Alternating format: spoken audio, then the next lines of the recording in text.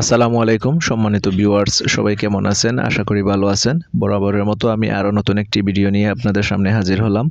আজকের টাইটেল এবং থাম্বনেল দেখে বুঝতে পারতেছেন কোন বিষয়ে আপনাদেরকে তথ্য দেব, তাই আপনারা সবাই ধৈর্য সহকারে ভিডিওটা শেষ পর্যন্ত দেখার অনুরোধ রইল। দেখেন, তাকামুল সার্টিফিকেট ছাড়া কারা কারা সৌদি ভিসা পাবে এবং কিভাবে পাবে এই বিষয়ে আজকে আপনাদেরকে তথ্য দেব, তাই ধৈর্য সহকারে ভিডিওটা দেখার অনুরোধ রইল।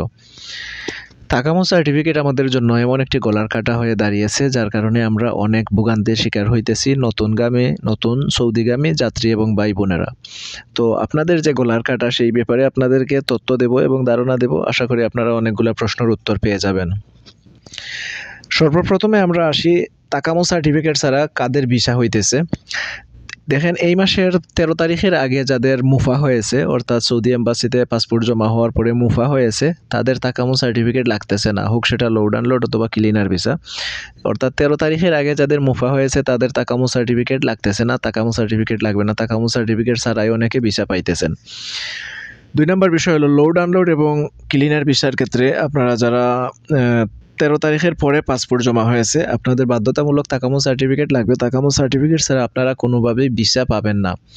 কারণ তাকামুল সার্টিফিকেট নিয়ে আজ 2-3 মাস ধরে যেই হই হুল্লা চলতেছে, তার মধ্যে বেশিরভাগ ক্ষেত্রে দেখা গেছে লোড আনলোড এবং ক্লিনার ভিসা, এই দুই পেশার ক্ষেত্রে 80 থেকে 90% ভিসা হইতেছে শুধু এই দুই ক্যাটাগরিতে। তাই আমাদের ফোকাস এবং আমাদের যে তথ্যগুলো দিতেছি আমরা, সেগুলো এই দুই ক্যাটাগরির ভিসাকে নিয়েই বেশি তথ্যগুলো দিতেছি আপনাদের সামনে, যেহেতু এই দুই ক্যাটাগরির ভিসার লোক বাংলাদেশ থেকে সৌদি আরবে আসতেছে 80 থেকে 90% লোক শতকরা।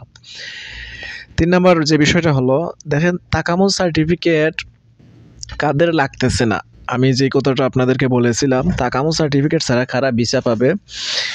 বিশেষ করে যারা ডোমেস্টিক ওয়ার্কার আছেন, ডোমেস্টিক পেশার ওয়ার্কার আছেন যারা, তাদের জন্য তাকামুল সার্টিফিকেট লাগবে না। তাকামুল সার্টিফিকেট ছাড়া তারা ভিসা পাইতেছেন।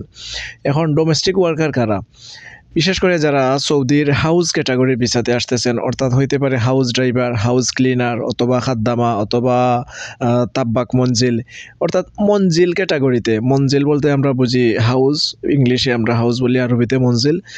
তো এই মঞ্জিল ক্যাটাগরির যতগুলা ভিসা আছে, অর্থাৎ হাউস ওয়ার্কার হিসাবে যারা সৌদি আরবে আসবেন বা আসতে চাচ্ছেন বা আসতেছেন বা আসার জন্য চেষ্টা করতেছেন, আপনাদের কোনো তাকামুল সার্টিফিকেট লাগবে না, আপনাদের কোনো পেশাগত দক্ষতা লাগবে না। পেশাগত দক্ষতা ছাড়াই আপনারা সৌদি ভিসা পেয়ে যাবেন সৌদি গভর্নমেন্ট রুল অনুযায়ী, সৌদি সিস্টেম অনুযায়ী।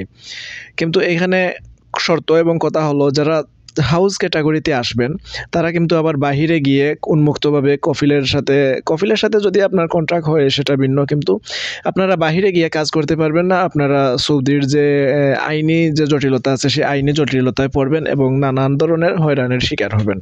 কারণ আপনার পেশা এবং আপনার ভিসা হচ্ছে হাউস, অর্থাৎ হাউস ক্যাটাগরির, হাউসের ভিতরে কাজের অনুমোদন আছে।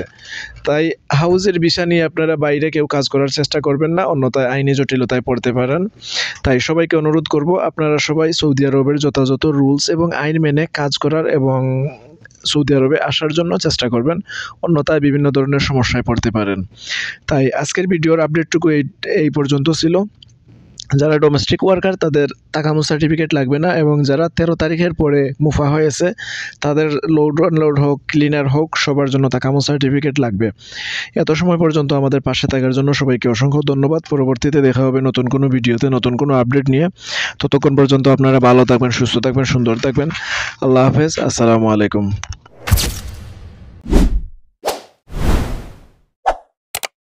Subscribe to my channel.